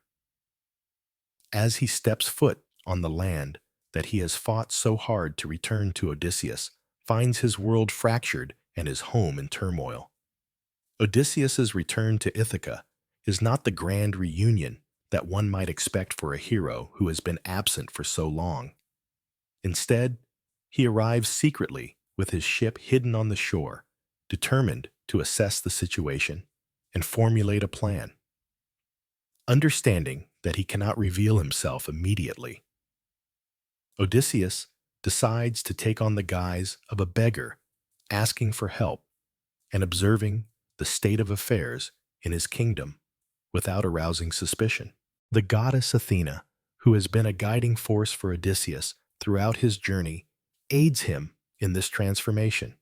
She provides him with a new appearance, making him appear aged, ragged, and worn out. Nothing like the mighty king and warrior he once was. This disguise is crucial for his plan to succeed, as it allows him to move through the palace undetected, gather information, and prepare for the final confrontation with the suitors. Before confronting the suitors, Odysseus knows he must first find his son Telemachus, who has grown into a young man in his absence. Telemachus, like his father, has spent years wondering about the fate of his father and seeking answers. At the beginning of the Odyssey, Telemachus embarks on a journey to seek news of Odysseus, but now he is back in Ithaca, unsure of how to handle the situation with the suitors who have taken over his father's palace. When Odysseus and Telemachus finally meet, the moment is filled with emotion, but also a sense of determination. Odysseus, still in disguise, does not immediately reveal himself to his son. Instead, he tests Telemachus's strength of character and resolves, urging him to remain calm and focused. The reunion is a pivotal moment, as Odysseus, despite his trials, begins to see that his son has grown into a capable man, one who might help him reclaim the kingdom. Telemachus, upon recognizing his father, is overwhelmed with joy, but also with disbelief. Odysseus, however, insists on keeping their plan secret, advising his son to keep the suitors unaware of their plot until the time is right. Once Odysseus and Telemachus have joined forces, the stage is set for their reclamation of Ithaca. With the help of Athena, Odysseus reveals his true identity to Telemachus, and together they begin to formulate their plan to oust the suitors. Odysseus, still in his beggar disguise, returns to the palace, where he is met with scorn and derision from the suitors who mock him for his appearance. However, Odysseus takes advantage of this treatment, using the disrespect of the suitors to his advantage. As the suitors continue to mock the beggar, Odysseus watches carefully, identifying each one and gathering the intel he needs. He notes how they treat his wife Penelope, how they consume his wealth, and how they continue to pressure her to choose a new husband even though she has promised to wait for Odysseus's return. Penelope, too, has suffered deeply during this long absence, but her faith in Odysseus has remained unshaken. One of the key moments in Odysseus's return comes when Penelope, still loyal to her husband, proposes a contest. Whoever can string Odysseus's bow and shoot an arrow through 12 axe heads will win her hand. This contest, while seemingly simple, is a significant challenge, as the bow is an incredibly heavy and difficult weapon to string. Only Odysseus himself could wield it with precision. As the suitors try and fail to string the bow, Odysseus reveals himself. In a dramatic moment, he takes the bowstrings, it effortlessly, and shoots the arrow through the axe heads, fulfilling the challenge that only he, as the true king, could complete. Once Odysseus strings the bow, and proves his identity the moment of revenge has arrived. He signals to Telemachus and the few loyal servants to lock the doors to the hall, trapping the suitors inside. What follows is a battle of both physical strength and strategy. With the suitors dead, the palace is cleansed and order is restored in Ithaca. However, the gods' role in Odysseus's return is far from over. Poseidon, still angry over the blinding of his son Polyphemus, continues to seek revenge on Odysseus. However, the other gods, including Zeus and Athena, intervene to ensure that Odysseus remains in control of Ithaca. The final test comes when Odysseus must deal with the consequences of the suitors' families who seek retribution for the deaths of their kin. However, with the intervention of Athena, peace is brokered, and Odysseus's reign is solidified once again. The gods make it clear that Odysseus's trials are over, and Ithaca will be his, not just by blood, but by the will of the gods. Odysseus's return to Ithaca marks the end of his epic journey, but it is not just the end of his physical odyssey. It also marks the restoration of order to his family, his kingdom, and his life. Through his cunning strength and resolve, Odysseus reclaims his place as king of Ithaca, reuniting with his loyal wife Penelope and his son Telemachus. This section of the Odyssey underscores the central themes of loyalty, justice, and retribution. Odysseus's journey is not just about the external obstacles he faces, but about his ability to restore balance and justice within his own life and kingdom. The triumph of Odysseus's return after years of struggle serves as a poignant reminder that even after great suffering, the hero can return and reclaim what is rightfully his through wit, strength, and divine intervention. After years of trials and tribulations, Odysseus has finally returned to his home Ithaca. However, his journey has not ended with his arrival on the shores of his kingdom. Instead, Odysseus finds his palace overtaken by suitors who have taken advantage of his long absence. They are consuming his wealth, disrespecting his family, and pressuring his wife Penelope to choose a new husband, believing Odysseus to be dead. The time has come for Odysseus to reclaim his kingdom, restore order, and finally reunite with the woman he loves. The events that follow are not just a battle for his throne, but a dramatic reclaiming of his identity and family. One of the key elements of Odysseus's return is the contest of the bow, a challenge that Penelope devises to buy time and delay her suitors. The contest is a test of strength and skill. Whoever can string Odysseus's legendary bow and shoot an arrow through 12 axe heads will win her hand in marriage.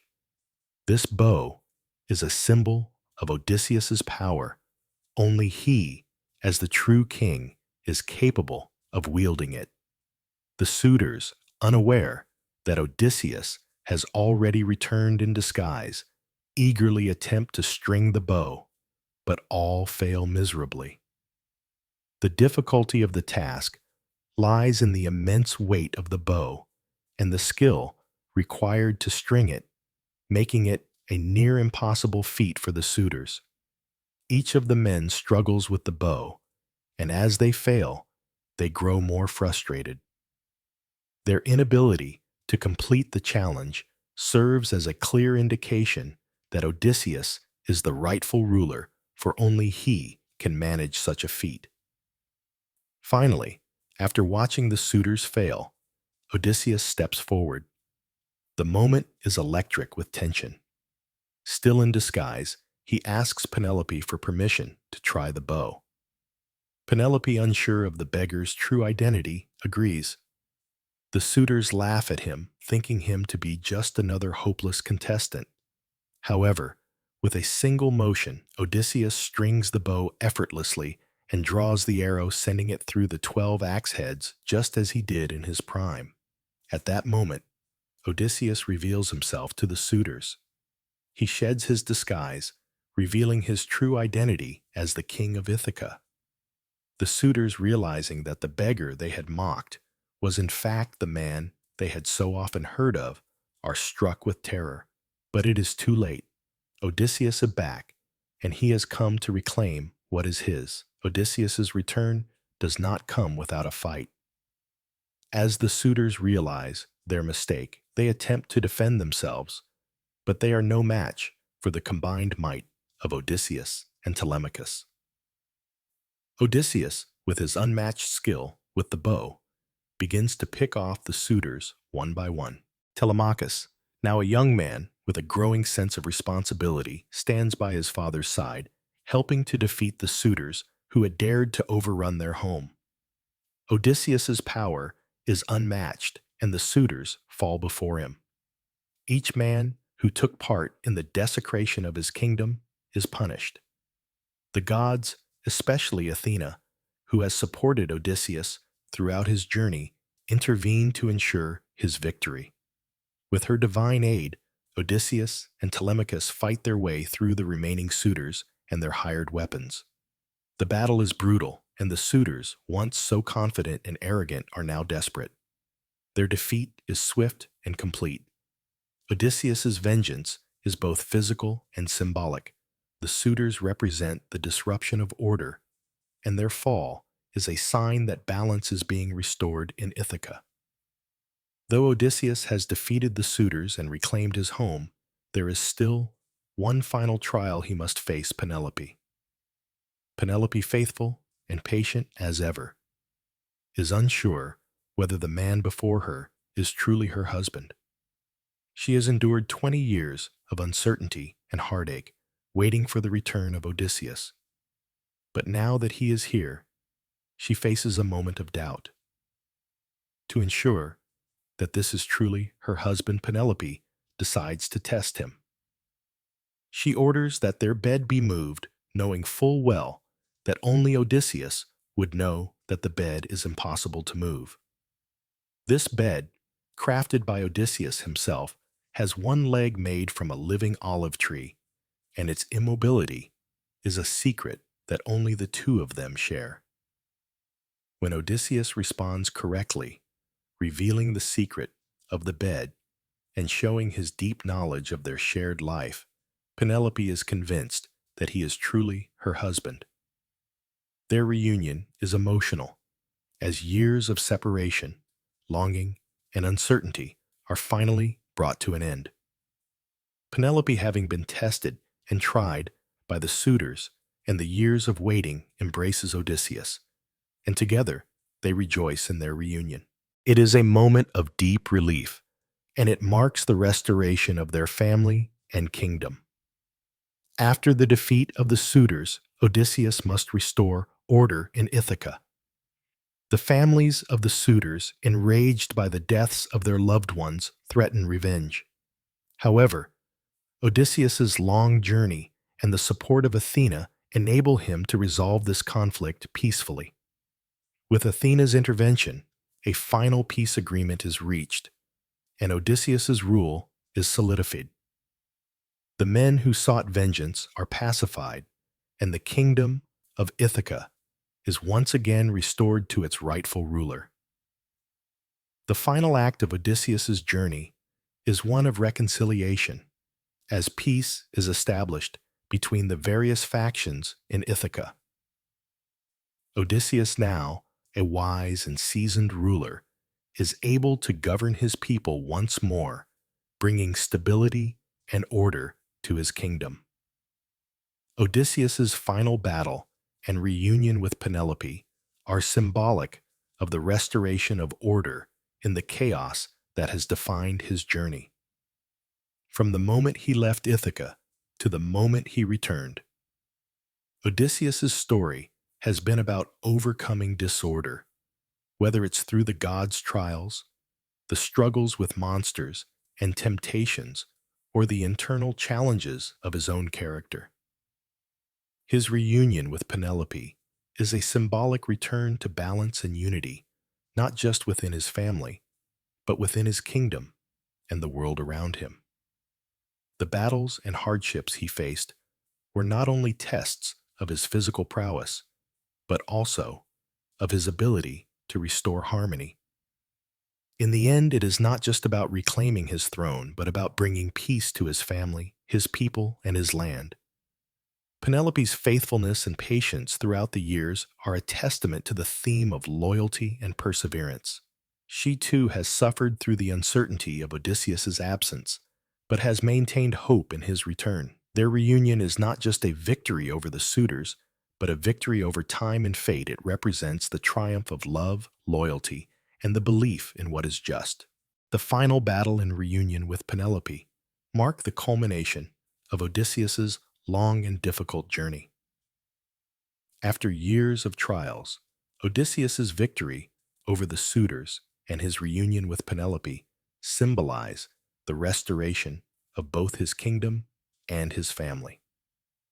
Through his bravery, intelligence, and leadership, Odysseus has overcome immense odds and finally returned to Ithaca, where peace is restored. The reconciliation between Odysseus and Penelope, along with the final resolution of the conflict with the suitors, completes Odysseus's Odyssey and brings his epic journey to a satisfying and emotional close. It underscores the core themes of loyalty, justice, sacrifice, and family that have defined his story from the beginning and highlights the enduring power of love and the restoration of order in a world disrupted by chaos. Odysseus's homecoming, with all its trials and triumphs, demonstrates that while the journey may be long and filled with suffering, the eventual return and restoration of what is rightfully one's own is worth the hardship, and that home is ultimately where the heart finds peace. Odysseus, the hero of Homer's The Odyssey, stands as one of the most iconic and enduring figures in Western literature. He is a hero not defined solely by physical strength, but by his intellect, patience, and problem-solving abilities. Odysseus is often regarded as the archetype of the hero of wit, a figure whose greatest triumphs come not from sheer force, but from his ability to think, adapt, and navigate the complexities of the world around him. In many ways, Odysseus's heroism transcends the idea of a traditional warrior and reflects the value of the mind and strategic thinking as much as physical prowess. Throughout his epic journey, Odysseus demonstrates that the true strength of a hero lies in the capacity to outwit adversity. From his ingenious plan of the Trojan horse to his encounters with Circe, the Sirens Scylla, and Charybdis, Odysseus relies on his mind to overcome obstacles that would otherwise be insurmountable. His ability to solve problems and think critically has made him a cultural figure associated with intelligence, resourcefulness, and the human ability to adapt to a constantly changing environment. This complex hero embodies more than just the physical warrior. His journey is symbolic of intellectual struggle, and his victories represent the power of knowledge and the ability to make difficult decisions. The idea that a hero can triumph not only through strength, but also through wisdom, patience, and strategic thinking has made Odysseus an enduring figure in the cultural consciousness. Odysseus's journey is also deeply symbolic of the internal struggles and human desire for home. The Odyssey is often considered an allegory for the human condition, particularly the conflict between external challenges and inner desires. His long and arduous journey is not just about external obstacles, monsters, gods, and tempests, but also a reflection of the emotional and psychological battles that he faces within himself. Throughout his journey, Odysseus must confront his inner demons, including hubris, temptation, and his longing for home. His encounters with Circe, Calypso, and the Sirens are symbolic of the pull of temptation and pleasure, while his eventual decision to leave the comfort of these temptations to return to his wife Penelope represents a return to responsibility, loyalty, and the fundamental human need for connection and belonging. His battle to return home is thus symbolic of the broader human struggle to find balance, purpose, and meaning in life. The tension between external pressures and internal desires is one of the central themes in the Odyssey, as Odysseus's journey is ultimately a search for peace, home, and self-identity. The theme of family and love is also central to Odysseus's struggle. His desire to return to Penelope and his son Telemachus is the driving force behind his entire journey. Despite the many temptations he faces along the way, it is his love for his family and his dedication to his homeland that ultimately motivate his return. His battle with the external forces of nature and the gods becomes intertwined with his inner battle to reconcile his duties as a father and husband with his own personal desires. The final reunion with Penelope represents not just the restoration of order in Ithaca, but also the restoration of personal harmony. Odysseus's Odyssey then is not only a story of external adventures, but a story of emotional and spiritual return, making it a profound reflection of the human condition. The desire to return to one's roots, one's self, and one's loved ones.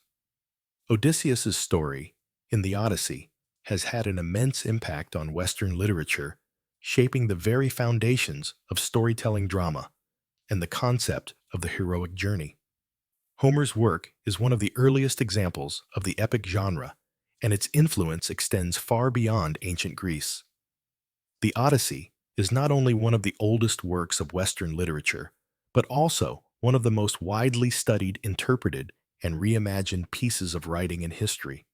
The structure of the hero's journey, as exemplified in Odysseus's trials, has become a fundamental template for narratives throughout history. Joseph Campbell, in his influential work, The Hero with a Thousand Faces, identifies the monomyth, or the universal structure of the hero's journey, which has roots in ancient stories like the Odyssey. From Star Wars to modern fantasy literature, the template of the reluctant hero who faces trials, overcomes adversity, and returns transformed is directly influenced by the path Odysseus walks in Homer's epic. Odysseus's journey to self-discovery, in which he must overcome both external challenges and personal flaws, serves as the basis for many modern stories. Writers have continuously drawn upon the idea of the hero's quest and the trials they must face to achieve personal growth or redemption.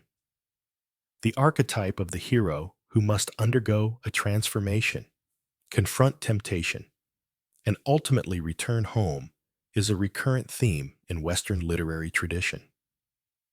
Whether in literature, film, or television, the structure of the hero's journey continues to resonate because it is a timeless reflection of the human experience. Several key motifs from the Odyssey have influenced countless works of art, literature, and storytelling. One of the most important motifs is the heroic journey itself, which involves trial, temptation, growth, and return. Odysseus's encounters with monsters like Polyphemus, Scylla, Charybdis, and the Sirens serve as examples of how the hero is tested and must rely on intellect, strength, and perseverance to survive. This pattern of overcoming seemingly insurmountable odds is echoed in numerous works from Beowulf to The Lord of the Rings. Another prominent motif is homecoming. Odysseus's return to Ithaca is the central focus of the epic, and it symbolizes not just the physical journey back, but the emotional and spiritual journey as well. This concept of returning home after a long absence, having faced trials, is a powerful symbol in literature. The notion of homecoming as both a literal and metaphorical journey is explored in works like the Aeneid by Virgil, where Aeneas's journey mirrors Odysseus's in its struggle for identity, duty, and the restoration of order. The idea of temptation and sacrifice is also central to Odysseus's journey.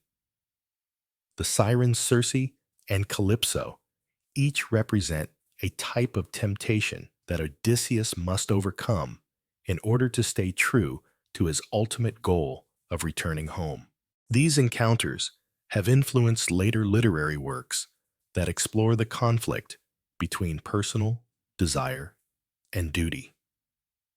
The tragic heroes of classical drama, such as Oedipus or Hamlet, often face similar conflicts between the pull of personal ambition or temptation and the larger demands of duty and honor.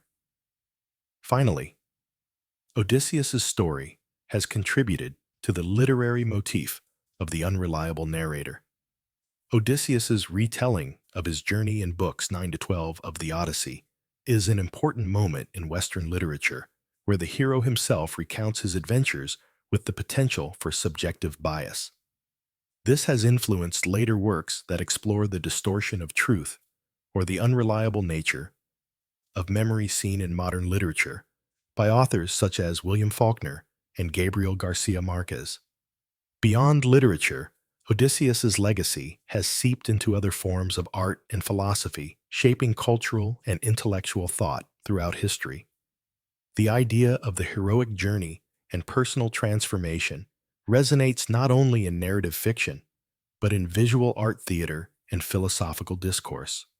In visual art, the depiction of Odysseus's adventures from the Sirens to the Cyclops to the Trojan horse has inspired countless masterpieces.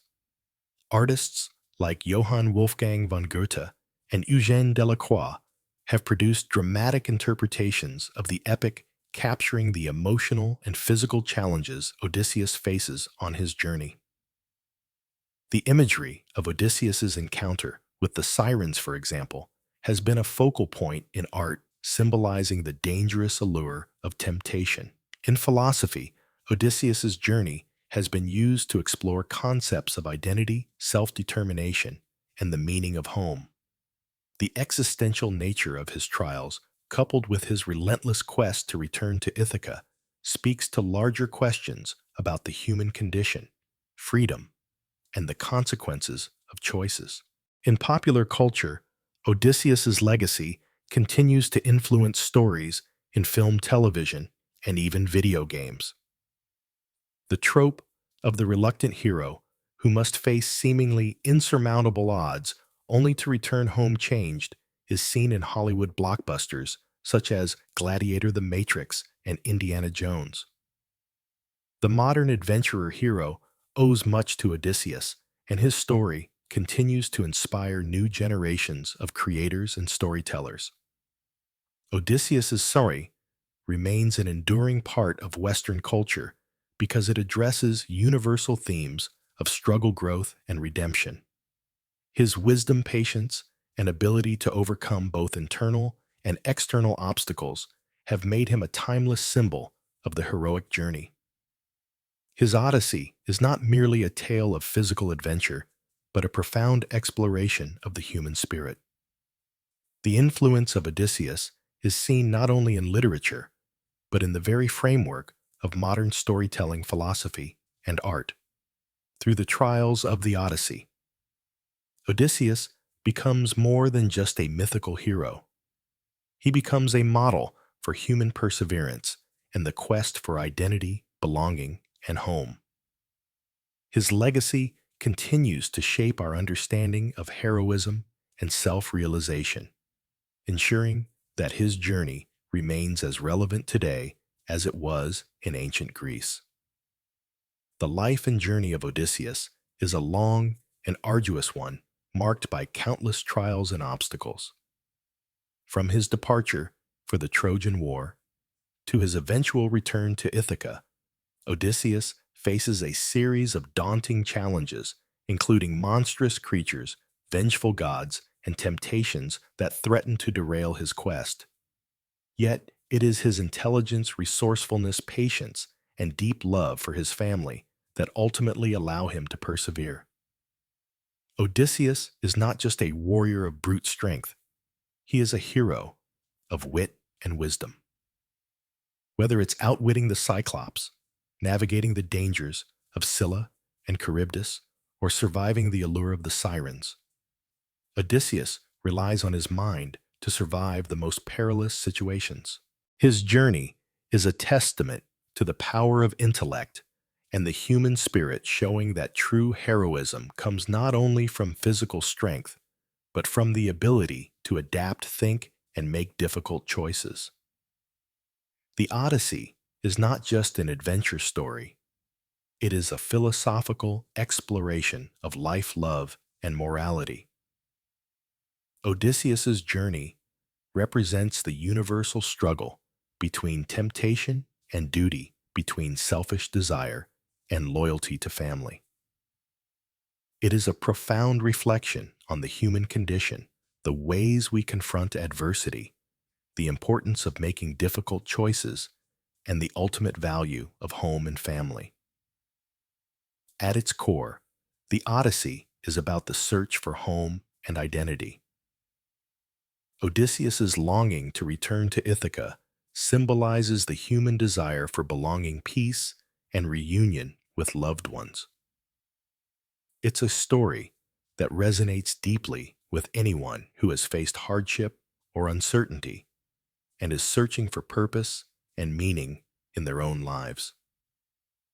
Odysseus, with his complex character and heroic qualities, continues to stand as a great symbol in world literature and culture. He is a hero, not defined solely by strength, but by his resilience, intelligence, and unwavering devotion to his family. His journey, filled with victories and losses, teaches us valuable lessons about the importance of perseverance, the power of intellect, and the unbreakable bonds of family. As one of the most influential figures in Greek mythology, Odysseus's legacy has endured for thousands of years. His story has been a source of inspiration for writers, artists, and thinkers across generations. From ancient texts to modern stories, the themes of homecoming, love, and self-discovery continue to inspire and resonate with audiences today. Thank you so much for watching this video. If you enjoyed this exploration of Odysseus's legendary journey, don't forget to like, comment, and subscribe to our channel for more content like this. I'd love to hear your thoughts. What do you think makes Odysseus such a timeless hero? Let me know in the comments below. See you in the next video, where we'll dive into more classic stories that have shaped our culture. Until next time, take care and keep exploring the world of literature.